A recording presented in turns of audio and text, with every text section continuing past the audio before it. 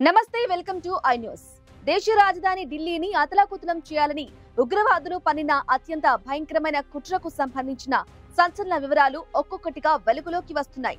ఢిల్లీ ఎర్రకోట సమీపంలో జరిగిన పేలుడు కేసు దర్యాప్తుల్లో బాబ్రీ కక్షతో ముడిపడిన ఓ చిల్లింగ్ ప్లాన్ బయటపడింది.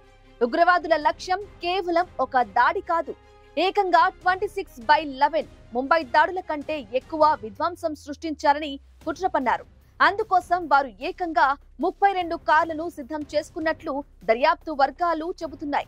ఈ భయంకరమైన కుట్ర ఎక్కడ, ఎలా పన్నారు? ఈ ప్లాన్ వెనుక ఉన్న ఉగ్ర సంస్థ ఏంటి?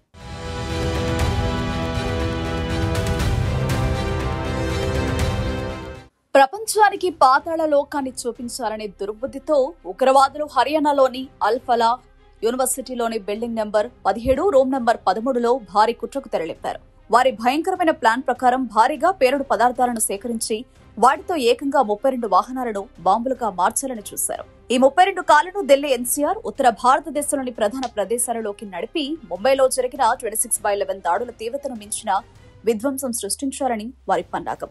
ఈ కుట్రకు ప్రధాన కారణం బాబ్రీ కక్ష. బాబ్రీ మసీదు కూల్చివేతకు ప్రతీకారం తీర్చుకుంటామని జైష్ అన్సార్ బహిరంగంగా ప్రతినబూనడం ఈ కుట్ర వెనుక ఉంది.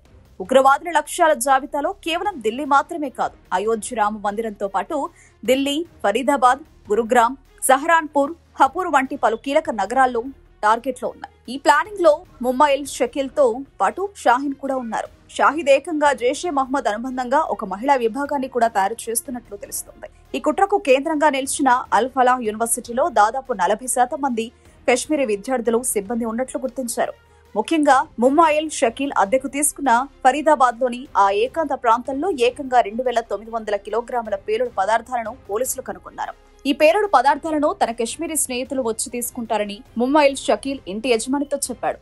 గత 3.5 ఏళ్లుగా ఇక్కడే నివసిస్తున్న ఈ ఉగ్రవాదులు యూనివర్సిటీలోని 2 ఫ్యాకల్టీ సభ్యులను కూడా అదుపులోకి తీసుకుని ప్రశ్నిస్తున్నారు. నవంబర్ 10న జరిగిన పేలుడు వెనుక ఉన్న లోతైన కుట్రను ఛేదించడానికి దర్యాప్తు సంస్థలు పూర్తి స్థాయిలో పనిచేస్తున్నాయి.